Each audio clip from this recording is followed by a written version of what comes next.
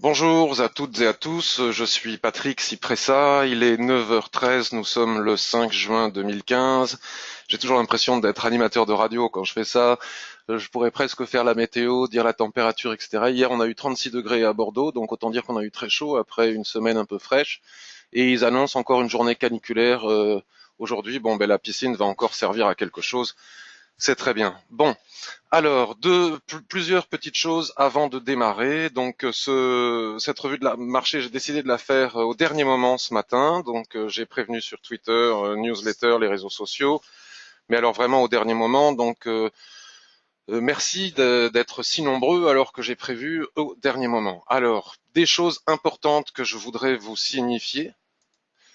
Donc la première chose, c'est que je voudrais vous dire que ce n'est pas un cours sur l'Ishimoku que je vous propose ce matin. En aucun cas, je vais prendre le temps d'expliquer, de faire de la pédagogie, de dire pourquoi je fais ceci, cela. Je pars du principe que soit vous connaissez déjà le fonctionnement de l'Ishimoku, donc il n'y aura aucun secret pour vous dans ce que je vais raconter, soit vous ne les connaissez pas mais vous avez envie de les découvrir, et si vous souhaitez les découvrir, vous pouvez passer à la fois par le blog, vous voyez ishimoku-kinko-yo.info. Enfin bon, vous tapez Ishimoku dans Google et le site apparaît assez rapidement. Donc j'en profite pour vous montrer deux, trois éléments sur ce site. Vous avez la partie blog ici, donc quand on clique sur blog, il y a les billets que j'écris de temps à autre quand alors les images ont du mal à apparaître. J'espère que je n'ai pas de ralentissement de bande passante ou d'internet qui va créer beaucoup de lag quand je vais bouger les écrans tout à l'heure. Donc voilà, vous avez tous mes billets Ishimoku. Vous avez ici sur le site ma chaîne YouTube, toutes les vidéos Ishimoku que j'ai fait. Enfin bon, voilà. Et surtout, ce que je voulais vous montrer, la nouveauté, c'est qu'en cliquant ici dans le menu horizontal sur l'onglet Voir plus, sous les explications de partenariat avec mon broker FXCM, vous avez Agenda. Donc en cliquant sur Agenda, cela ouvre cette page et en cliquant ici ensuite sur mes horaires de trading, j'essaye d'annoncer une semaine à l'avance quel jour et à quel moment je vais trader. C'est une nouveauté. Donc aujourd'hui, je vais trader jusqu'à midi. Voilà, enfin, en tout cas, quand je dis je vais trader, je vais essayer d'entrer en position. Trader, ça peut aussi ne pas trader du tout. Quoi dire de plus? Donc pendant ces périodes où vous savez que je suis là, si vous le souhaitez, à ce moment-là, vous allez dans la partie commentaires du blog, voilà, des derniers billets en cours. Bon, il suffit de faire une revue de marché pour avoir un ordinateur qui se met à être extrêmement lent. Donc ça, c'est une situation tout à fait anormale. C'est vraiment pas de chance le jour où on fait un webinaire. Donc vous voyez, les copains s'expriment sur le blog. C'est juste hallucinant, nous dit Thierry, la précision d'Ishimoku. La prochaine fois, je mettrai un ordre limite. Ah oui, non, mais ça, je sais pas si c'est une SSB, mais si c'est une SSB, effectivement, c'est totalement chirurgical. Bonjour à tous, voilà, Laurence qui est de retour, voilà les graphes que l'on publie. Donc c'est ici, pendant mes heures de présence, que je publie les nouveaux commentaires et notamment pendant mes heures de présence, si je trouve des opportunités de trading, je les diffuse en live, en direct, j'annonce exactement ce que je fais. Ensuite, dans la partie, vous avez aussi ici un onglet qui vous permet d'accéder au forum. Donc je l'ai déjà ouvert. Le forum, on peut parler de tout, absolument tout ce qui a un rapport avec Ishimoku. Les membres et moi-même on fait des analyses. Donc là, c'est plus vraiment pour entrer en position forcément, mais pour faire des analyses de moyen long terme. Pour les abonnés, uniquement pour les abonnés, bien évidemment gratuitement, nous avons alors là, je suis peut-être pas connecté. Si vous voyez, quand on n'est pas connecté, qu'on n'est pas membre, on ne voit pas les cellules de veille. Quand on est connecté, qu'on est membre, apparaissent les cellules de veille. Il y a pas longtemps, j'ai donné personnellement une, une alerte. J'ai proposé une alerte dans la cellule de veille sur EuroJPY où on a atteint une centaine de pips en quelques instants. Bon, c'est pas tous les jours parce qu'en ce moment, comme vous le savez, si vous avez suivi mes dernières newsletters, je fais plus que de l'intraday, voire que du court terme pour les raisons que j'ai expliquées.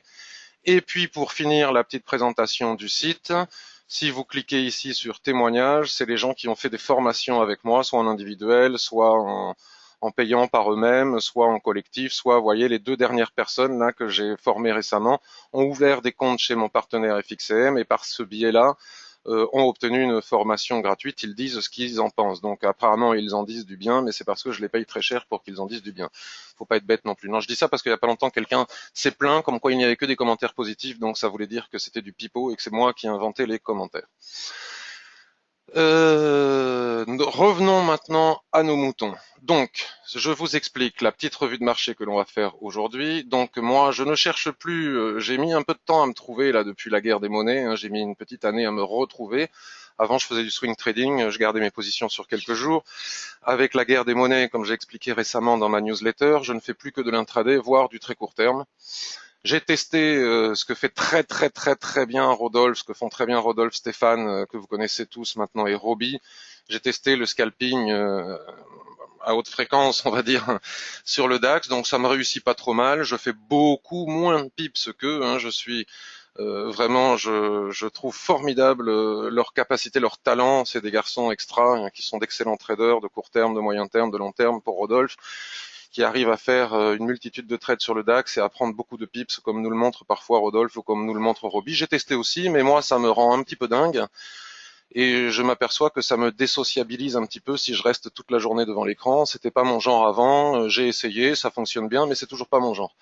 Donc ce que je fais maintenant depuis quelque temps, notamment depuis que j'ai décidé de créer l'agenda là avec des plages horaires, c'est que je ne trade que pendant ces plages horaires et si je prends que 2 trades, même à 10 ou 15 pips chacun, je suis le plus heureux des garçons parce que la quantité de pips ne veut pas forcément dire beaucoup d'argent. On peut gagner 100 pips et 10 euros et gagner 10 pips et gagner 10 000 euros. Tout est une question de capital, de money management, de pourcentage de risque en fonction de son capital. Donc moi ça va, donc si je prends 10, 15 pips, 20, 30 pips dans la journée, sur 1 ou 2 trades, ça me suffit largement et amplement, ce que j'ai fait ces derniers jours. Comme vous avez pu le constater, si vous m'avez suivi sur le blog, notamment avant-hier, on a dû faire 2 trades de 8,5 pips, plus un de 6,5 pips, et avec ça j'ai largement, je vous assure, largement gagné ma journée. Après je peux passer à autre chose, plus de stress, piscine, enfants, famille, loisirs, tout va bien. Donc la revue de marché. Donc la revue de marché a pour but d'essayer de trouver des opportunités de trading, soit ici et maintenant, immédiatement. Peut-être que l'on va pouvoir rentrer en position, vous voyez, sur l'USD Yen, on va voir. Soit préparer des plans de façon à ce que s'il se déclenche au cours de la matinée et de la journée durant mes heures de présence, je puisse entrer en position. Si rien ne se déclenche, rien ne se déclenche. Parfois, il faut savoir être patient et ne pas forcément chercher à trader à tout prix. Donc depuis avant-hier, j'ai quasiment pas regardé les graphiques. Je suis passé hier très rapidement. J'ai fait quelques trades sur le DAX, comme j'ai pu le montrer sur Twitter et sur les commentaires du billet. Je suis arrivé au bon moment. Pim poum, il y avait des opportunités. J'ai saisi, j'ai gagné quelques sous en quelques minutes seulement et c'était très bien. Mais j'ai pas regardé les autres paires, j'ai pas regardé le feuilleton grec, etc. Alors, il faut en parler. Où en sommes-nous au niveau de la Grèce? Alors, je ne sais pas. J'ai entendu ce matin à la radio que l'échéance avait été repoussée d'1 mois, donc il faudra que je regarde. De toute façon, ce qui est important, c'est de regarder les graphiques. Mais enfin, il faut quand même faire très attention. La volatilité qu'on a observée, l'irrationalité, les mouvements intraday que l'on a observés ces derniers jours sont liés comme ça à des rumeurs, à des pulsions, donc il faut faire très attention. Et c'est pas le moment, à mon avis, d'entrer swing. Et cet après-midi, nous avons le NFP. Donc, j'ai pas regardé ce qu'on avait ce matin. Hein. Je vais pas aller ouvrir là maintenant le calendrier économique, mais c'est la première chose que je devrais faire. Mais enfin, ceci dit, oui, enfin, je suis obligé de le faire. Je ne peux pas trader si je n'ouvre pas le calendrier économique. Et ensuite, je vous promets, je vais accélérer, je vais aller très vite.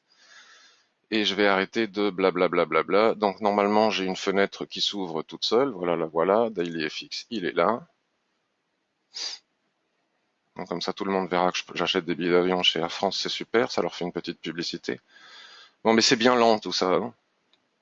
C'est bien lent, j'ai un souci de bande passante. Alors attendez, les enfants regardaient la télé avec la DSL ce matin, je vais leur débrancher la prise CPL. De toute façon, ils sont partis à l'école. Pim. Est-ce que je vais gagner un peu de vitesse? Je ne sais pas. Alors, calendrier économique. Aujourd'hui, nous sommes le 5 juin. Comme ça permet toute... Alors le 5 juin, je vais faire défiler à toute vitesse. Le 5 juin, on a quoi? Alors, il est quelle heure? Il est 9h22, donc ça c'est passé, on s'en fout. 10h30, nous avons une annonce économique, une statistique extrêmement importante pour la Grande-Bretagne, donc qui devrait affecter ou pas, mais en tout cas dont on devra se méfier, la livre sterling et toutes les paires qui sont en relation avec la livre sterling. Et à 14h30, nous avons le fameux NFP, plus une série de statistiques. Voilà, 14h30, 14h30. J'espère qu'on n'a pas le Michigan ou je sais pas quelle bêtise encore. Je déteste la statistique du Michigan. Je trouve ça incroyable que les marchés puissent réagir à un sondage de Kidam dans la rue. Donc 10h30 pour le GBP et 14h30 le NFP. Bon, plus l'épée Damoclès grecque au-dessus de la tête. Autant dire que ça ne va pas être facile d'entrer en position ce matin sur de l'intraday en sachant que les marchés devraient attendre en toute logique le NFP pour faire du bruit intraday et puis pour donner le ton pour les prochains jours. Donc, éventuellement, on peut d'ores et déjà imaginer qu'il soit possible que le marché reste dans ses ranges en attendant le fameux NFP. Vous savez que moi, les ranges, j'adore ça. Donc ici et maintenant, je suis sur l'USD Yen 15 minutes. Donc qu'est-ce que j'observe? La première chose que j'observe, c'est que j'ai un nuage qui est totalement à plat, à l'horizontale, bon avec une légère petite baissouille ici, une légère petite remontée ici, mais on reste dans l'horizontale. Donc le nuage twist sans arrêt, les prix Eshiku vont et viennent au travers des droites de l'Ishimoku, c'est normal, elles ne jouent pas leur rôle de support-résistance étant donné que nous sommes dans un range. Donc Monsieur Rectangle va dessiner son rectangle jaune. C'est pas que j'aime dessiner des rectangles jaunes, c'est que le marché est dans 70% du temps en dérive latérale. Il est dans 70% du temps en dérive latérale, que ça nous plaise ou que ça nous plaise pas. Donc tant qu'on est en dérive latérale, cela veut dire que nous ne sommes pas en tendance. En tout cas, sur cette unité de temps, ici et maintenant. Il n'est pas impossible que si on regarde une autre unité de temps, bon, j'ai dit que j'allais pas faire un cours, mais je me prémunis d'éventuelles critiques qui pourraient venir. Il n'est pas impossible que si ça se trouve, cette petite dérive latérale M15 soit simplement un porte-drapeau sur une unité supérieure. Mais ici et maintenant, on s'en fiche, sachant qu'il y a le NFP à 14h30. Ça m'étonnerait qu'on casse, enfin tout est possible, j'ai aucune certitude. Mais selon moi, je dis bien selon moi, il y a peu de probabilité qu'on casse, mais si on casse, on ira, on acceptera. Et il n'est pas impossible qu'on reste dans cette dérive latérale. Donc, ici en dérive latérale, si donc je vais pas expliquer, je l'ai déjà expliqué en long, en large et en travers dans des conférences à FXM il y a pas longtemps ou sur mon site, sur Twitter, tout le monde connaît. Si jamais en clôture 15 minutes, donc ici à 9h30, et puis si c'est pas à 9h30, on attendra 9h45. Si jamais nous avons une mèche et que le corps du chandelier clôture sous la borne haute du range, le tout avec une augmentation de volume, vous voyez, qui commence à venir. Donc je raconte pas à nouveau ce que veulent dire les volumes. Je dis juste que je connais parfaitement les critiques qui consistent à dire que utiliser les volumes et en plus l'éthique. Oh là là, le pire du pire. Utiliser les volumes sur le Forex et les CFD, beaucoup de gens pensent que c'est totalement inepte et stupide, étant donné que ce n'est représentatif que des clients du broker, qui en plus est un broker de particuliers, qui sont totalement contrariants. Donc certaines personnes pensent que c'est stupide. Bon, ces personnes pensent ce qu'elles veulent, elles ont le droit d'avoir des dogmes et des croyances. Moi, je l'utilise dans la pratique et ça marche absolument très très très très très bien. C'est une arme fatale. Quand on arrive sur des supports résistance, le combat s'engage, les volumes augmentent et il suffit de suivre le camp des gagnants. Donc là, si on a une mèche, ça voudra dire que les acheteurs vont essayer d'enfoncer la résistance et qu'ils auront été repoussés par les vendeurs qui leur disent attendez, vous avez pris tout ce qu'il y a ici, maintenant c'est à nous de jouer. Donc si les acheteurs qui sont gorgés de pipes sur toute cette montée s'aperçoivent qu'ils sont repoussés par les vendeurs après une mèche, donc ils vont probablement, tout ça n'est que probabilité bien évidemment, vont encaisser leurs bénéfices et donc par conséquent les vendeurs qui sont rentrés pour défendre la résistance vont rester en position, vont se sentir forts, voire même rajouter des positions comme nous les petits particuliers. Peut-être que quelques grosses mains aussi attendent que les autres aient fait ce qu'il y avait à faire pour rentrer en position et a priori nous devrions avoir une accélération baissière pour venir chercher la borne opposée du range ou tout au moins la zone d'équilibre où nous sommes jamais à l'abri, malgré ce que je disais sur les droites de l'Ishimoku passoire pendant les ranges, où nous ne sommes jamais à l'abri d'une rotation partielle à l'équilibre pour repartir éventuellement par le haut. Donc pour le moment, à 3 minutes de la clôture de 9h30, je n'ai pas encore mon soulèvement. Donc j'attends. Maintenant, ça c'est mon premier plan de trading évident. Maintenant, si jamais on casse, hein, en clôture avec un joli chandelier, bien attendre la clôture. Quel est l'objectif que l'on peut atteindre? Donc là, je vais basculer sur les unités de temps supérieures. Donc je zappe le H1, je ne vais pas expliquer pourquoi. Donc je bascule directement sur le H4. J'attends que le graphique arrive jusqu'à vous, parce que je sais que comme ma bande passante est limite, il se peut qu'il y ait du lag, du décalage, que comme la Chikou, il y ait un décalage, voilà.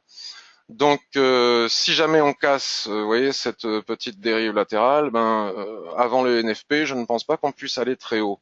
Tout simplement, on pourrait éventuellement envisager, mais moi, avant le NFP, les cassures, j'aime pas les cassures avant les statistiques importantes parce que, bon, sauf si c'est une cassure accompagnée de fort volume, vous voyez, les volumes sont totalement décroissants, ça veut dire que les professionnels, les gros, etc., enfin, même si ça c'est représentatif que de mon broker, ça veut dire la même chose, je connais, sont à l'attente, comme tout le monde.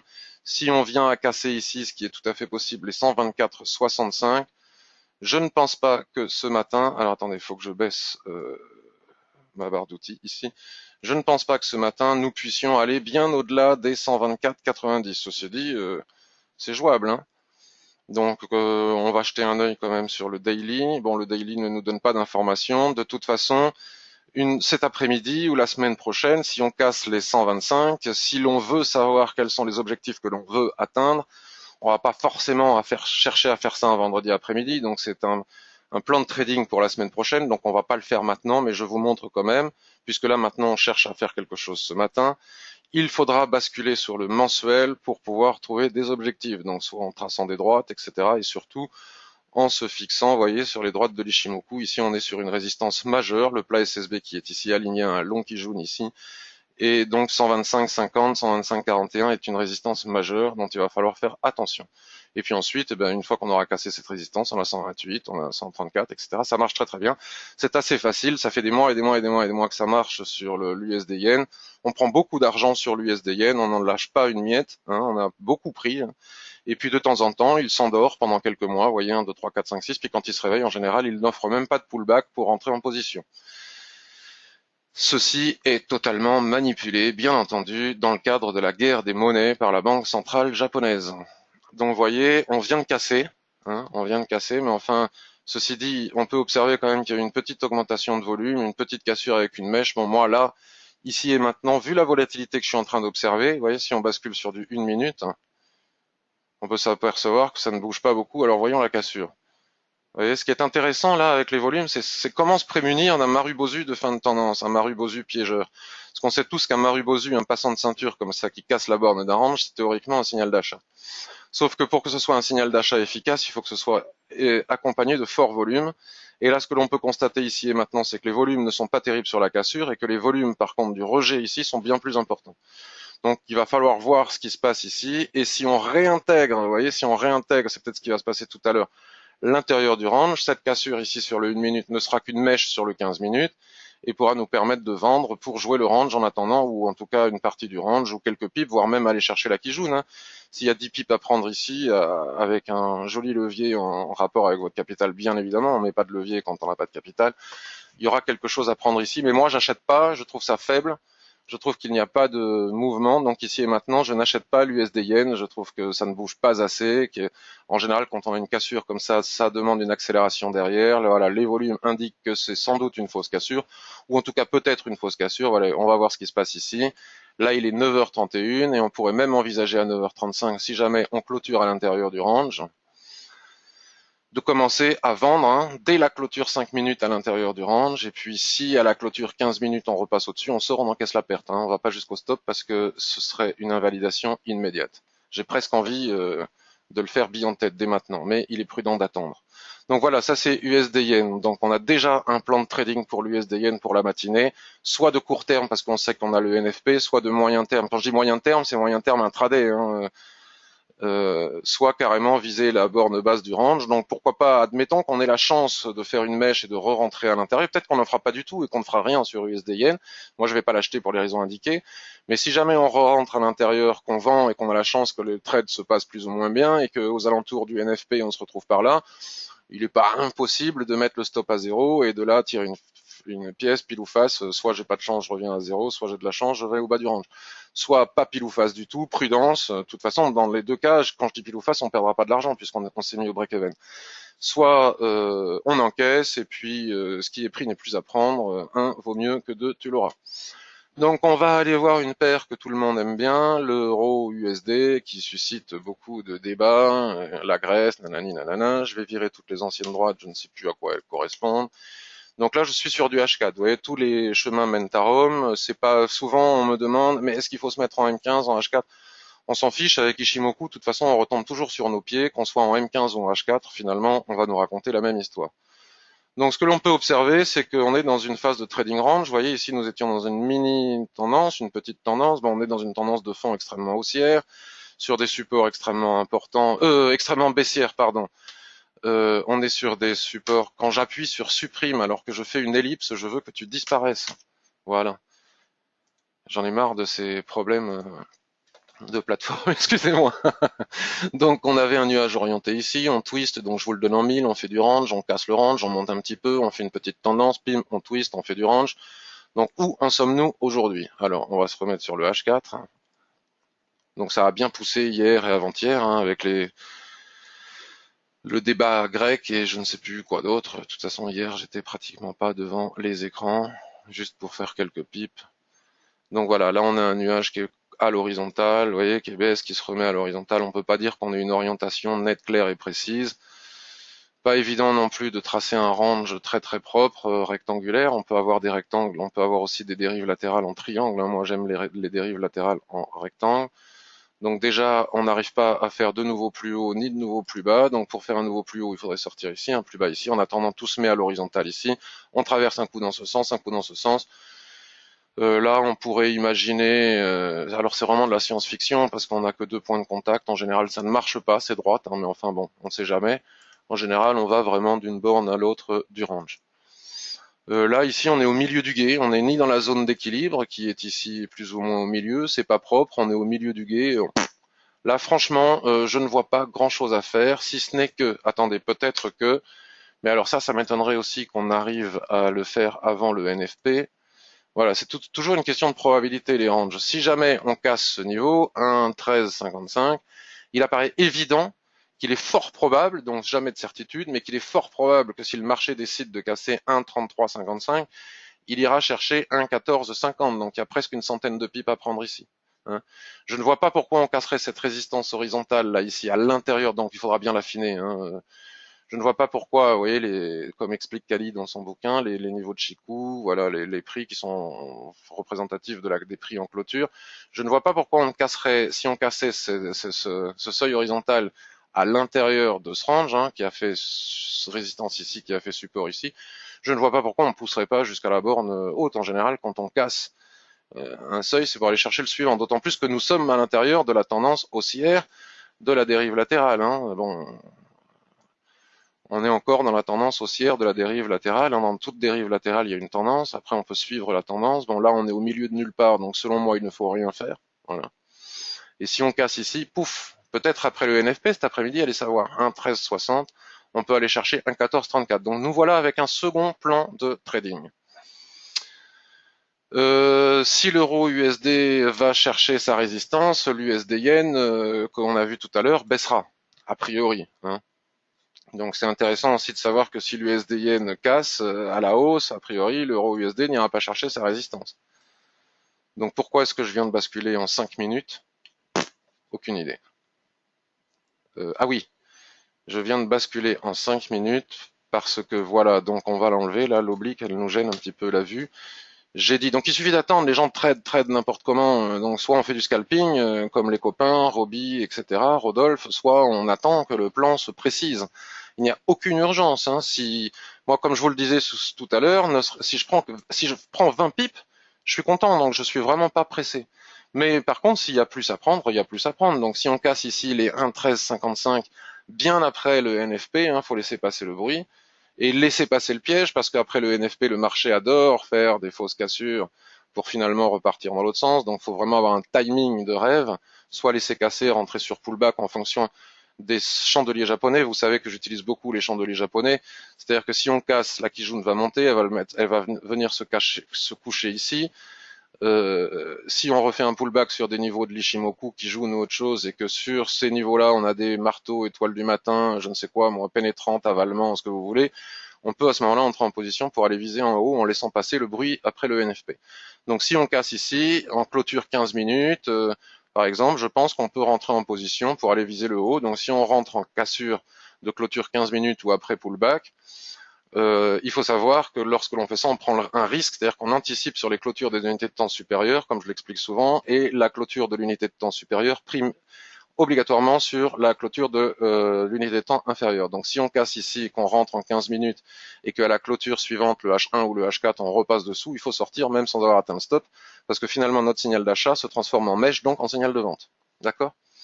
Voyons ce que fait l'USD Yen. Bon, mais vous voyez, hein, c'est là où je disais que c'est difficile, parce que ça, en temps normal, il y a une accélération, mais là, avec toutes les statistiques, on a une cassure ici qui est pas terrible. Bon, moi, je continue à attendre mon plan. Mon plan, c'est vraiment de réintégrer le range avec une mèche, et là, je vends bille en tête. Ça ne veut pas dire que je vais jusqu'en bas. Après, je surveille ici en une minute. Enfin, bon, vous connaissez tout cela. Donc, euro USD, on a le plan. USD Yen, on a le plan. Alors, euro USD, je vois le plan haussier parce qu'il me saute aux yeux, parce qu'on est dans la phase haussière de la tendance qu'il y a à l'intérieur du range. Donc, a priori, on devrait aller jusqu'au bout. Maintenant, à la baisse, bon, ben, à la baisse, la même chose, j'ai envie de vous dire. Hein. Et ça, les gens se disent, ah ouais, c'est bidon parce qu'il faut attendre. Beaucoup de gens qui débutent dans le trading détestent attendre. Et pourtant, le trading, c'est exactement comme la savane. Nous sommes comme des félins cachés derrière notre fougère à attendre le bon moment pour sauter sur l'antilope. On saute pas n'importe où parce que sinon on se fatigue, on y perd des plumes et à la fin on meurt de faim. Donc il faut rester caché derrière sa fougère le temps qu'il faut, quitte à rater sa proie et ne rentrer vraiment que si on est sûr d'attraper la proie. Donc là c'est pareil, on casse sur 5 minutes ici, on va chercher le bas du range. Après, à l'intérieur du range, il y aura peut-être des petites choses à faire, mais alors là, on va pas commencer à y venir maintenant. Genre, par exemple, là, je vous montre des petits plans de trading intraday un petit peu moyen terme, parce que je peux pas vous montrer le très très court terme. Mais là, c'est pareil, vous voyez, on a une résistance ici, un support ici à l'intérieur du range. Donc, on va l'ajuster ici au plus bas sur le petit bout de Plattencan qui est ici, qui a retenu les prix sur la gauche. Et puis, on sait aussi très bien que le centre de ce passant de ceinture fait support. Hein, le sommet, la base, enfin la mèche haute, enfin plutôt le milieu comme ça, la base d'un Marubozu, d'un passant de ceinture qui est accompagné de volume, même à l'intérieur d'un range, fait support. Donc là, on aura dépassé la moitié du range. Donc là, vous voyez, par exemple, sur du 1 minute, je ne sais pas si c'est rentable ou pas, on va voir 1,1181. On peut aller chercher. Donc ici, nous avons 1,1180. Et ici, nous avons 1,1135. Donc vous voyez, là, il y a vraiment de quoi faire aussi à très court terme. Donc là, on est sur le H4. Donc pour garder ça en mémoire, moi, j'ai qu'un écran. Et encore, là, j'ai fait des progrès. J'ai un écran de 19 pouces. J'ai tradé pendant longtemps sur un écran de 15 pouces avec un portable. J'ai pas de multi-TF. J'ai pas des écrans qui entourent tout mon bureau. J'ai qu'un petit écran et ça me va très bien. Question d'habitude. Le jour où je passerai à plusieurs écrans, ça sera royal, mais je me presse pas. Donc, vous voyez, le petit espace que je viens de tracer, il est possible de le trader. Hein, voilà, regardez. En plus, vous voyez, ça correspond pile poil à un plat SSB ici. Bon, il faudra faire attention, il y a du bruit ici. Hein. C'est pas rien. Hein. C'est mieux quand on arrive à trouver des trous comme ça où il n'y a rien. Il n'y a aucun droite de l'Ishimoku. Les choses sont plus faciles. Mais en théorie, voilà, 1,1175, 1,1135, là, il y a des points à prendre, en théorie. Et on peut faire ça tout du long à l'intérieur du range. Hein. C'est ce que je fais tous les jours avec le DAX. C'est ce que je fais tous les jours avec le DAX. De la même manière qu'on pourrait envisager, alors maintenant il faut voir, parce que comme il n'y a pas beaucoup de mouvement, hop, il y a une droite ici. Vous voyez, bon là c'est difficile parce qu'il y a du bruit, mais s'il n'y avait pas le nuage au-dessus, parce que ça arrive souvent, hein, donc il faut que vous recherchiez, enfin que vous recherchiez, vous faites ce que vous voulez, moi c'est ce que je recherche. Ici Chikou elle a cassé la traîne, bon là on est confronté au nuage, bon si on pénètre à l'intérieur du nuage, du plat qui jaune qui est ici, hop, on trace une droite, vous voyez c'est toujours pareil. Les niveaux de support résistance, on trace une droite, pim, on rentre ici, Chikou n'a plus d'obstacle, poum, on va chercher le haut du nuage qui est ici, je ne sais pas combien il y a de points, et puis si on casse ici le haut du nuage, la probabilité, puisque quand on rentre en position, on n'a pas de certitude, il faut se poser la question, quelle est la probabilité de gagner mon trade? Si je rentre ici, j'ai une forte probabilité de gagner ici, sans oublier que les petits pics de SSA comme ça sont de véritables emmerdeurs. Voilà, donc on a des plans de trading sur l'euro USD, je vous ai montré comment. Moi, une fois que je vais vous quitter, là, je vais essayer de rechercher plein de petits espaces à trader comme ça, donc je peux pas le faire, ça durerait des plombes, étant donné que je suis bavard et que j'ai du mal à ne pas être pédagogue, à essayer d'expliquer clairement ce que je fais. Donc si à chaque fois que je dis quelque chose, je passe une heure à l'expliquer, on va pas s'en sortir. Et là, après avoir fait ça, je veux trader. Donc alors maintenant, je vais aller à toute vitesse, maintenant que je vous ai expliqué. Donc là, vous voyez, je suis sur GBP USD en 15 minutes. Je regarderai les questions après, hein, s'il y en a, en sachant que c'est pas un cours. GBP USD, bon, ben, il n'y a pas de tendance, hein, c'est clair, hein, voilà, il n'y a pas de volatilité puisque le nuage est tout plat. On a une espèce de chose comme ça qui vient d'être cassée, boum. Donc voilà, on casse, on revient faire un pullback sur le Tenkan et la Kijun plate qui sont 50% de retracement du mouvement de baisse. Donc deux possibilités, soit on retourne à Kijun et il faudra voir sur le 1 minute si on a des signaux de retournement, soit on casse ici un plus bas. Toute cassure de plus bas, vous voyez, ça entraîne le nuage, toute cassure de plus bas est un signal théorique. Tout de suite ici en bas à gauche de l'écran, là vous voyez à gauche de l'écran, je vois une SSB avec des prix, j'ai même pas besoin de scroller pour aller voir plus loin, avec une SSB qui a retenu les prix. Donc à très très court terme, il faut un 53,16 pour aller chercher 1,53. Là, il y a 15 pips à prendre, mais c'est pas très confortable parce que si on enlève le spread, qu'on attend la cassure, on ne sait pas où ça casse, moins la commission. Est-ce qu'il reste suffisamment d'espace pour aller trader? Pas sûr, c'est pas le DAX. Ce serait le DAX, ce serait nickel. Donc, je regarde pas beaucoup à plus long terme parce que de toute façon, avant le NFP, je n'ai pas de très grandes ambitions. Donc là, je viens de basculer sur le H4. Que me raconte le H4? Le H4 me montre une tendance baissière, voilà, avec un nuage qui vient de twister.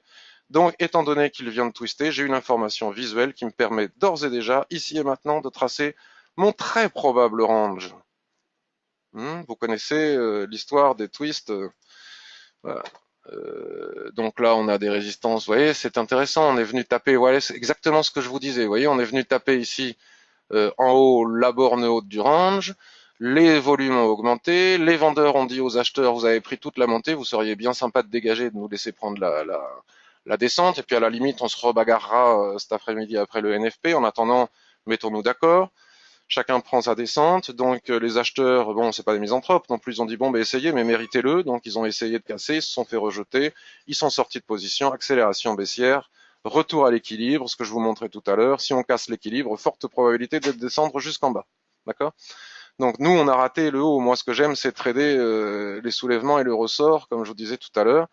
Donc là, on est en train de casser la droite de tendance qui est à l'intérieur. On n'attend pas forcément que Chikou casse tous ces obstacles, puisque comme on est en range, ça risque de passer. Donc j'ai envie de dire un petit peu comme sur les exemples précédents, là on est au milieu du gué, donc quand on est au milieu du gué, moi j'aime pas du tout, mais là on peut hop tracer des résistances à l'intérieur, des supports, pardon, excusez-moi, à l'intérieur du range, vous voyez, ils sont flagrants, et si plus tard dans la journée on vient casser ce niveau, ben la probabilité de venir chercher celui-là est extrêmement importante. Donc ça y est, on a notre plan de trading sur le GBP USD, ça c'est fait. Voilà. Vous voyez, des petites bidouilles ici, puis ensuite beaucoup mieux par la suite. Il faut juste trader dans les espaces. Et là, en plus, vous voyez, par rapport à ce que je vous disais tout à l'heure, il n'y a pas beaucoup de bruit, il n'y a pas beaucoup de droite de l'Ishimoku. Non, donc, on a Euro USD, on a GBP USD, c'est super, il y a vraiment beaucoup de choses à faire. USD Yen, c'est fait, bon, vous voyez, il va peut-être y aller, hein, au 180. Alors là, c'est pareil. Si on arrive au 124,90 ici, qui est un gros support, il faudra éventuellement chercher à vendre sur soulèvement aussi, sur chandelier de retournement, pour hop, revenir chercher la borne haute de ce petit range, puisque ça m'étonnerait, je le dis encore, qu'on aille vraiment loin avant le NFP. En même temps, j'en sais rien, mais si on y va, on y va. Hein. Donc on a quand même pas mal de plans. Bon, je vais zapper pas mal de choses, parce qu'après, bon, on fera ça ensemble sur le blog. Je voulais juste vous montrer comment je faisais. USD CAD, tiens. Alors USD CAD, j'aime pas, c'est du pétrole, j'aime pas trader le pétrole, c'est trop volatile. Enfin bon, s'il veut nous donner un signal clair, allons-y. Donc USD-CAD, on a un nuage qui s'est bien orienté, donc on est dans une tendance haussière. Jusqu'à présent, la Kijun jouait super bien son rôle de support. Ici, elle s'est fait dégommer. Regardez comme les prix surfent sur le haut du nuage, sur la SSA. Donc on va pas chercher à acheter ça sur repli, puisqu'on n'a pas vraiment de repères. Moi, j'aime pas acheter quand on rebondit sur les SSA. Je préfère les rebonds sur la Kijun US ou sur la SSB. Par contre, la cassure du plus haut ici, 1,2558, peut déclencher un signal à condition qu'il soit accompagné de volume, blablabli, blablabla. Pour aller chercher quel objectif? Ben, c'est ce que nous allons aller voir tout de suite. Bon, voilà, il saute aux yeux. il saute aux yeux. Alors, on regarde ce qu'on a en dessous. Là, on est en dessous. Là, on est en dessous. Bon, là, on a un amas de support résistance, donc c'est pas très confortable, hein. On a quand même un 25-85, donc vous voyez, on trace les droites. Voilà, on a un 25-85, le Platencan qui est ici. Si jamais il y en a d'autres au-dessus, ben, vous regarderez, hein. Là, il y en a un petit bout. Là, je suis allé un peu trop haut. Il faut jamais tricher. Ensuite, je précise que je fais tout ça, encore une fois, pour de l'intraday ou du court terme. Et vous allez voir, ça marche très bien. Bon, attendez, je vais agrandir parce que sinon je vois rien. Voilà, j'ai tracé tous mes plats. Faut pas en oublier, hein. Faut vraiment faire attention de pas en oublier. Parce que le moindre plat, là, on est quand même sur du daily, donc voilà, on va se contenter de ça. Hop, on a tout machin. On a fait le H4, on a fait le daily. Le H1, on peut regarder par acquis de conscience, mais bon, il n'y a rien à voir. On est en train de faire un passant de ceinture qui casse un niveau, mais avec des volumes qui sont quand même relativement faibles. La Chikou, elle a cassé sa droite, vroom, de tendance plus ou moins, hein. Ne m'en voulez pas, moi je suis pas dogmatique, hein, avec le droite de tendance, hein. Des fois je me rappelle, on m'engueulait parce qu'à un pic près j'avais pas tracé sur la mèche. Donc voilà, on est en train de passer le fameux emmerdement. Il serait intéressant de voir ce qui se passe ici. Ces pics là, ce que j'appelle l'ombre du nuage, les pics de Tenkan ici sont des emmerdeurs potentiels. Mais enfin là, il est probable, vous voyez, qu'on aille chercher la résistance qui correspond à un Chikou est passé, il est probable qu'on aille la chercher, hein. Bon, moi je vais attendre. L'USD-CAD, c'est pas le truc qui me fait le plus vibrer en trading, parce que ça fait des grosses mèches. J'aime pas trop. En tout cas, si on casse ici, puis on sait qu'on a vu qu'il y avait du bruit. Voilà, regardez les objectifs que l'on a après le NFP en ayant tracé les droites sur le mensuel. Donc on a notre plan de trading sur l'USD-CAD. Et puis après, éventuellement, on peut aussi chercher à trader jusqu'à la prochaine résistance. Bon, là, on a 3 bougies consécutives. Là, on a une structure qui cale, ouais, avec un doji, puis finalement, on remonte en haut. Il n'y a pas de volume très... Moi, je suis méfiant quand il y a des statistiques comme le NFP. Je vous le dis franchement, je vais faire comme tout le monde. Je vais aller chercher à faire des points sur le DAX. Donc, allons-y maintenant. Venons-en aux indices. Parce que le DAX, au moins, si je me plante, j'ai un spread de 1, j'ai pas la com, j'ai pas le... Donc pour trader le DAX, vous le savez, j'utilise le SP500 comme indicateur parce que quand il y a des rumeurs sur la Grèce, il y a une légère décorrélation de court terme qui peut être observée, mais dans la plupart du temps, même si je continue à me faire gronder des fois parce que les gens me disent mais n'importe quoi, j'ai shorté le DAX et alors que le SP montait, descendait, le DAX est monté. Bon, écoutez, je sais pas. Moi, je trade le SP500, le DAX en regardant aussi beaucoup et surtout le SP500. C'est-à-dire que comme je le trade sur du 1 minute, si au moment où le DAX est en train de casser un support, je n'entre pas à la vente sur le DAX malgré la cassure du support, si ici et maintenant, au même moment, le SP sur du 1 minute est en train de remonter. Sinon, c'est une quasi-certitude de perdre le trade. J'attends que le SP aille dans le sens dans lequel je veux trader le DAX. Donc, qu'est-ce qu'on a à voir ici et maintenant? On avait une petite phase baissière, comme ça, un nuage qui vient de twister, et bien évidemment, comme pour le reste, en attendant les statistiques de l'après-midi, une forte probabilité de faire une petite dérive latérale comme ça. Vous voyez, on a les bornes. Voilà. La Kijun plate ici n'est pas encore alignée à la SSB. C'est mieux quand c'est aligné à la SSB. Donc, vous voyez, ici, on a fait un avalement. On aurait pu vendre, bim, pour venir chercher le bas. Bon, maintenant... si on n'a pas vendu en haut, il n'y a pas eu de mèche, hein, de toute façon. Donc si on n'a pas vendu en haut, moi je déteste vendre au milieu du gué. Donc exactement pareil que pour ce que je vous ai montré tout à l'heure.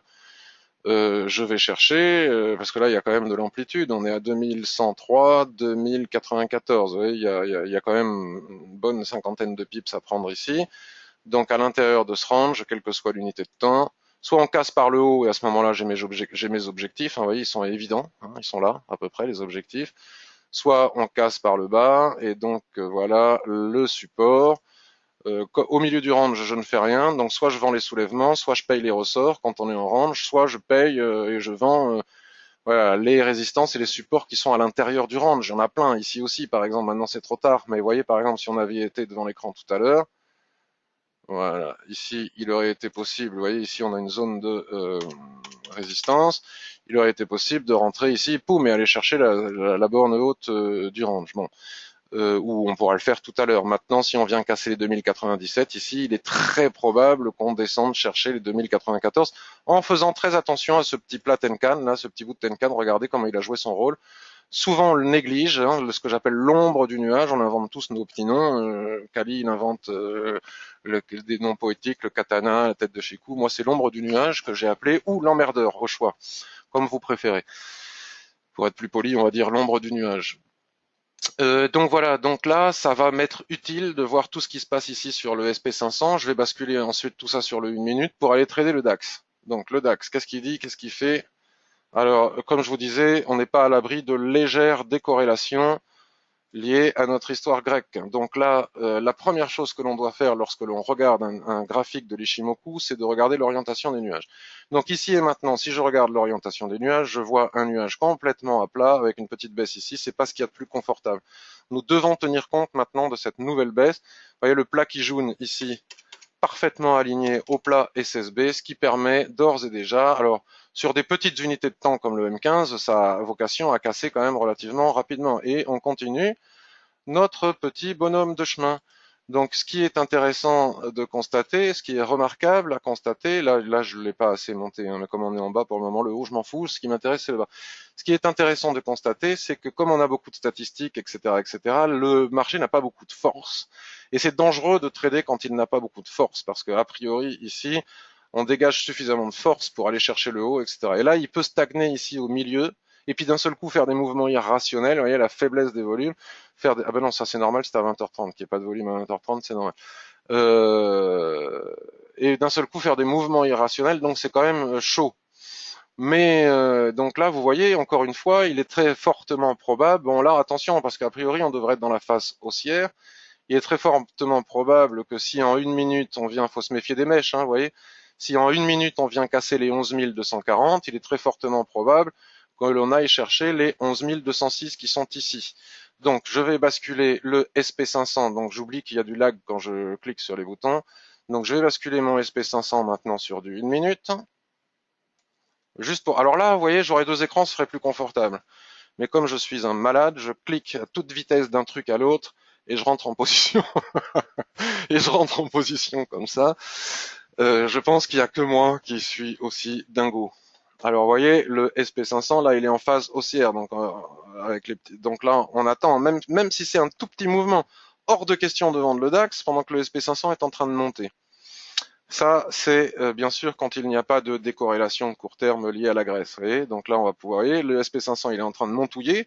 Les gens qui ont vendu ici, ils ont des petits soucis parce que on ne peut pas vendre le DAX quand le SP500 est en train de monter. Donc, on peut ajuster notre droite ici. On n'est pas aveugle, on voit bien que malgré ce que je raconte et les fortes probabilités, mais ça, vous voyez, il n'est pas impossible que ici on casse, les gens rentrent en position sur cette cassure ici, et si ça se trouve, là, je suis là, au même moment, le SP500 avait déjà atteint la borne basse de son range, parce qu'il est souvent en avance, le SP500, c'est ça qui est bien d'ailleurs. Et donc la cassure du DAX on se retrouve en fausse cassure, on se retrouve en perte. Donc ne pas vendre le DAX, selon moi, même quand il casse un support, si le SP500 est en phase haussière. Ok. Si on a ici des mèches avec forte augmentation de volume, on peut plus ou moins acheter bille en tête. Hein. On prend quelques pips parce que contrairement aux autres actifs, là on a un spread de 1, bon 2, 1 en fait c'est souvent 2 malheureusement, 11 231, 11 236, vous voyez il y a des points à prendre. Et sur toutes les mèches là il y a des points à prendre. D'accord. De la même manière que là à l'intérieur, donc soit on va trader le range, soit on va trader je sais pas moi, vous voyez, si on casse ici, la probabilité est forte de venir chercher, vous voyez, il y a quand même pas mal de points à prendre, bien évidemment. Alors admettons qu'on est cassé ici, ou qu'on soit en train de casser, il est 1h56. Peut-on rentrer en position? A priori, non, tant que Chikou ne se libère pas de tous ces obstacles, sauf si le SP500 au même moment est en train de monter, vous voyez. Si au moment d'entrer en position sur le DAX, le SP500 est ici, on risque de perdre le trade. Soit le SP500 casse, et à ce moment-là, le DAX va suivre, soit le SP500 reflue ici, et il ne faut pas rentrer en position. Vous voyez, le SP500 ici, regardez, est en train d'hésiter, immédiatement, le DAX hésite. C'est pas compliqué, hein. Donc là, vous voyez, il y a vraiment, là, par exemple, on peut vendre et revenir chercher ce niveau. Il y a vraiment beaucoup de choses à faire à l'intérieur de ce range que nous offre le marché en attendant les statistiques. Alors souvent, les gens se lamentent, ça bouge pas, on est dans un range, mais c'est super, les ranges. Quand rien ne bouge, c'est très facile puisqu'on sait que rien ne bouge et on sait exactement ou a priori où s'arrête le marché, où il commence. Donc il suffit d'y aller. Vous voyez, là, la probabilité de descendre ici est très importante. Si le SP500 est en phase baissière, donc là, il est sur un support de très court terme, vous voyez. Mon SP500, hop, il est sur un support de très court terme. Il faut qu'il dépasse ce support de très court terme. Et là, si on dépasse ici, et qu'au même moment, on peut aller chercher la borne basse qui est ici. Vous voyez. Bon, là, il n'est pas impossible que j'aurais tenté de vendre ça, parce qu'on a quand même une superbe, regardez, un superbe doji sur l'oblique. Regardez comme le trade était facile à faire. On a un superbe doji sur l'oblique ici.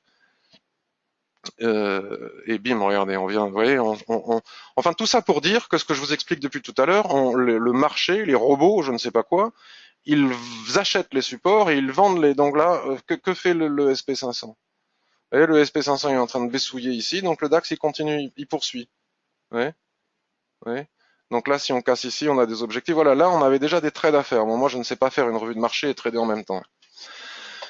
Voilà, donc je vais regarder si vous avez des questions. Je fais un récapitulatif. Donc le DAX, nous avons vu qu'il était enfermé dans une dérive latérale dans 15 minutes et à mon avis, on va rester dans cette dérive latérale sauf s'il y a des rumeurs sur la Grèce en cours de matinée.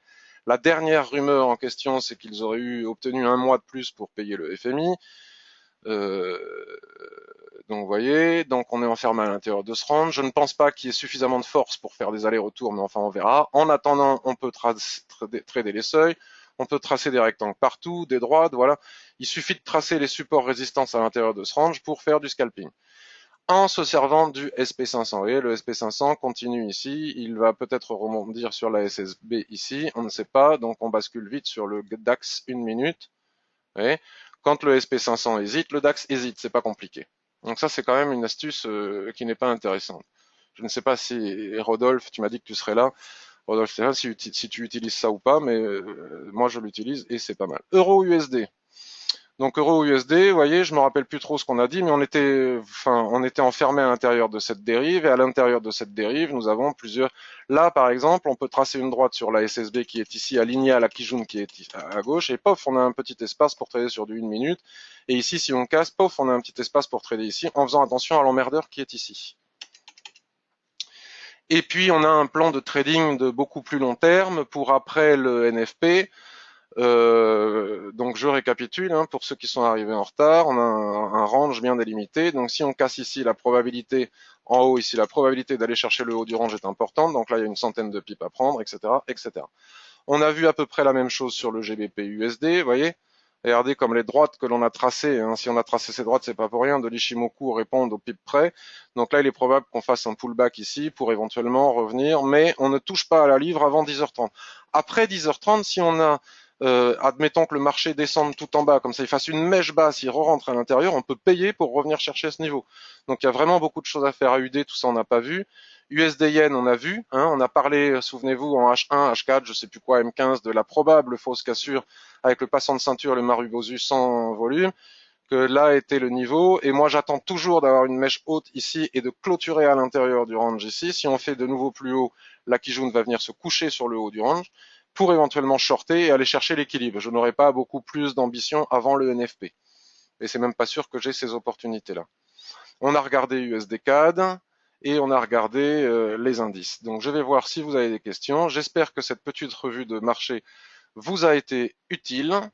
En tout cas, moi, elle l'a été. Vous voyez, j'ai tracé mes droites partout. Maintenant, quand je vais me déconnecter, je vais aller regarder d'autres actifs. Je vais tracer mes droites et puis j'attends. Je bascule de temps en temps, je regarde les clôtures et dès que j'ai l'opportunité, je rentre, je prends mes 10-15 pipes. Adieu, piscine, journée terminée. Et donc je ne suis pas pressé puisque comme je n'ai que 10, 15, 20 pipes à prendre en cours de journée ou en cours de matinée, je suis vraiment pas pressé. J'attends vraiment le bon signal. Et sur le DAX, comme ça peut aller très vite. Hein. Il peut apparaître très vite et on peut les prendre très rapidement, nos 10, 15 pipes. Donc il n'y a aucune nécessité de se précipiter. Alors, bonjour, bonjour, bonjour tout le monde. Bonjour. Hello Rodolphe Stéphane, comment vas-tu? Je suis très honoré que tu sois ici. Donc Rodolphe nous dit bonjour à tout le monde. Bonjour Patrick, cette fois-ci j'ai réussi à me connecter. Superbe Olivier. Impossible le swing trading sur les monnaies depuis 1 an et demi, nous dit Rodolphe. Donc c'est exactement ce que je viens de dire et ce que je vous ai annoncé dans la newsletter, la guerre des monnaies. Dangereux en effet de se faire aspirer par l'écran. Belle sagesse, me dit JF. Ils ont annoncé hier qu'ils regroupaient les paiements et du coup moins 100 sur le DAX, d'accord. Achat euro-yen sur cassure de la Tenkan H4. Objectif SSB mensuel. Alors je vais regarder ça. Achat euro-yen sur cassure de Tenkan H4. Alors, euro-yen sur cassure de Tenkan H4. Donc ça y est, elle n'est pas cassée, la clôture c'est à 11 heures. Euro-yen. Et alors attends, et tu me dis quel objectif?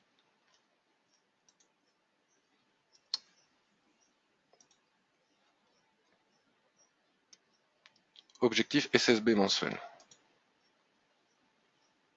Bon, bah déjà, avant d'aller chercher la SSB mensuelle, il faut casser les plus hauts. Hein. Tant qu'ils ne sont pas cassés, ils ne sont pas cassés. Et même si on casse la Tenkan H4 à 11 heures, là, admettons, à 11 heures, moi je n'y vais pas avant le NFP, hors de question. Hors de question d'y aller avant le NFP. Impossible.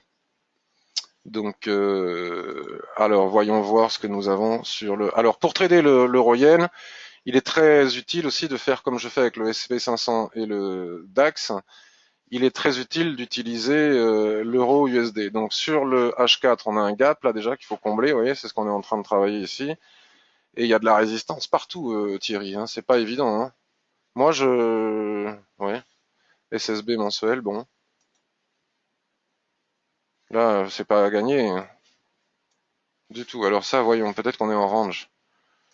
Sur le weekly, voyons. Donc si on est en range, à ce moment-là, ça change tout.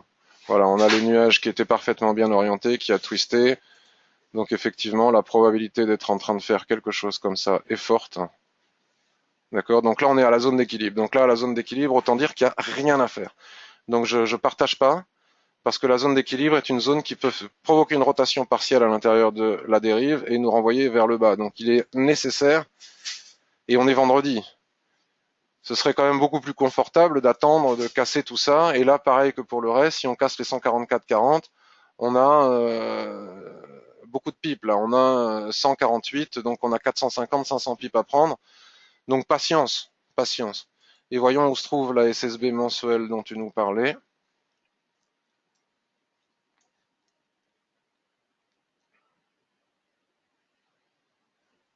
Alors attendez, parce que là vous devez avoir du lag, je sens que j'essaye de regarder. Ah, rien. Il y a du bruit quand même hein, avant la SSB mensuelle. Là, il y a l'emmerdeur. Je vous assure que ce petit bout de nuage sur du mensuel est quelque chose de très complexe. Alors la SSB mensuelle, elle est juste au-dessus. J'imagine que c'est celle-là dont tu parles. Voilà, donc on revient sur le H4. On revient sur le H4. Voilà, donc là, ouais, il y a du bruit à l'intérieur de mon rectangle, mais a priori, ça va passer et on devrait aller chercher le haut du rectangle. Bon, en attendant, ce qu'on peut faire, Thierry, sans pour autant viser la SSB mensuelle, hop, ici on a une résistance. Ici, on a vu un objectif qui, voilà, donc éventuellement, si on casse les 141, effectivement, on peut aller chercher 144. Mais bon, pas avant le NFP, voilà, selon moi. Voyons, d'autres questions. USD Yen range-t-il sur le H1, Thomas? Je vais aller voir ça après, mais il me semble que s'il range... Bonjour. Hier, hausse des taux, stop 0 sur euro JPY. D'accord, t'es déjà rentré Thierry. Ok. Alors la cassure, c'est en clôture.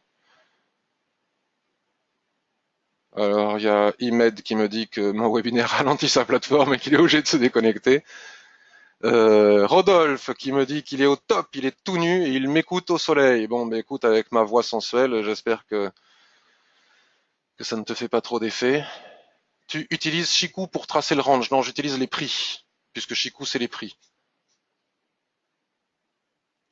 On m'a engueulé souvent, oui, oui, tu sais, tout le monde m'engueule, tout le monde dans ce milieu. Tu trouves pas que le matin, c'est pas si lié? Non, non, non, je trouve que le matin, tout est lié, DAX et SP500. Sans avoir deux écrans, tu pourrais simplement afficher tes deux graphes côte à côte temporairement. Oui, mais je sais pas faire. À chaque fois que j'essaye, ça plante tout. Je sais pas faire. Donc comme je sais pas faire, ben écoute, hein, suis là, mais je lève la main sans réponse. Rodolphe. Ok, Thomas. Quand il y a cassure, rentres-tu sur rebond de Tenkan en M1? Bon, mais je peux pas vous répondre là maintenant, mais n'hésitez pas à me poser la question sur le blog tout à l'heure. Thierry, il a pris 35 pips sur Orion. Bravo Thierry. Puis-je faire un message perso? Tout à fait. Tu utilises le formulaire de contact Daniel du site web et tu m'envoies un email. Bibou bibou bibou bibou bim. Je serais ravi que tu nous suives sur Trading Hop, mais tu sais, j'ai pas le temps, hein, Daniel. J'ai à peine le temps de me suivre moi-même. Donc je réponds à la dernière question. Est-ce que l'USD Yen est en range sur le H1? Et puis après, je vais essayer de trader. Maintenant que j'ai mon plan de trading, il me tarde de rentrer en position. Qu'est-ce qu'on m'a dit? USD Yen. USD Yen sur le H1. Voilà. C'est pas compliqué le range, c'est hyper facile. Beaucoup de gens ont du mal à voir le range. Et moi, on pense que je ne traite que le range. Je ne traite pas du tout que le range, sauf que le marché est en range en permanence, dans 70% du temps, notamment quand il attend des annonces. Donc il serait ballot de ne pas en profiter. Et avec Ishimoku, c'est extrêmement facile de savoir si on est en range ou pas. Un des gros avantages de l'Ishimoku, c'est que c'est un système de trading visuel. Il suffit de regarder ce qu'il nous dit. Il nous dit tout. Alors il faut juste apprendre à parler son langage. Ça s'apprend. On apprend à parler anglais, on apprend à parler Ishimoku. Donc quand tu ouvres un graphique, la première chose que tu fais, et tu ne dois rien faire d'autre, c'est observer l'orientation des nuages. Donc là, tu observes un nuage qui twiste sans arrêt et qui est totalement à l'horizontale avec des prix qui le traversent dans un sens ou dans l'autre, avec les droites de l'Ishimoku qui ne jouent plus leur rôle de support résistance. À partir de là, tu tentes de tracer ta dérive, en sachant que la SSB, a priori, se met à plat dans l'alignement de la Kijun, comme tu peux le voir ici, représentante de la zone d'équilibre de ta dérive. Et donc, tu as ta réponse, tu vois, c'est extrêmement facile. Donc oui, sur H1, l'euro-yen, enfin l'USD-yen, est en range. Donc si on casse le range ici par le haut, admettons que si on le casse par le haut, on va chercher les plus hauts qui sont ici. Et ça m'étonnerait qu'on aille beaucoup plus loin avant le NFP. D'accord? Si on fait une mèche haute ici et qu'on reclôture à l'intérieur, on peut vendre pour aller chercher au minimum l'équilibre. Ou les Kijun, etc., qui sont dans les que l'on trouve sur les unités de temps inférieures. Comme la Tenkan ici, la Kijun, en intraday, déjà c'est pas mal en attendant les stats. Voilà, je vais vous laisser. Je vous remercie beaucoup d'avoir participé. J'espère que ça vous a été utile. Ça vous a montré comment je préparais mon plan de trading et comment, avec un plan de trading, je peux, en observant un graphique, quelle que soit l'unité de temps, 15 minutes H4 daily, je peux à la fois préparer un plan de trading intraday pour aller chercher 50, 30, 40, 50, 60, 100 pips, comme on l'a vu sur je sais plus quoi. Si je vois que ça ne marche pas à l'intérieur des zones que j'ai déterminées pour le moyen terme, je trouve des zones de très court terme. Il est tout à fait possible de trader, vous voyez, des tout petits mouvements comme on a pu le voir sur le DAX. Et à partir de là, moi j'ai mon plan de trading, je ne fais pas les choses au hasard. Si les plans se déclenchent, ils se déclenchent. S'ils ne se déclenchent pas, j'attends le suivant. Je vous souhaite une excellente journée. J'espère que ça vous a été utile. Et prochainement, je vous le promets, on fera une session de trading live où je traderai en même temps que vous, en live devant vous. Il n'y a aucun souci. De toute façon, je montre tout, comme vous le savez, sur le blog. Et si j'entre en position, comme je vous l'ai montré au tout début de la vidéo, donc si vous n'étiez pas là au tout début, revenez au début, j'explique comment je fais en cours de journée. Je vous dis exactement si j'entre en position ou si je m'apprête à le faire, je fais une publication dans les commentaires du billet, je mets l'heure, je mets et je m'apprête à rentrer en position dans telle et telle condition, je mets le stop là, je vise tel objectif, je dis tout de façon totalement transparente. Je vous souhaite une excellente journée, je vous remercie de votre participation nombreuse malgré que j'ai avisé un peu à l'arrache. Bon, mais voilà, j'ai quand même fait 1 heure alors que je voulais faire un quart d'heure. À bientôt, merci les copains, merci Rodolphe de l'honneur que tu m'as fait d'être venu et de l'honneur que vous me faites tous, même si vous vous appelez pas Rodolphe, Stéphane, la star du DAX et de l'IV Trading, IVT, allez voir IVT, c'est un site super, il y a plein de nouveautés tous les jours, on s'y sent bien, on peut partager des choses sans s'abonner, on peut s'abonner, gagner des sous. N'hésitez pas, le garçon est un monstre du trading. À bientôt, excellente journée à tous. Merci beaucoup.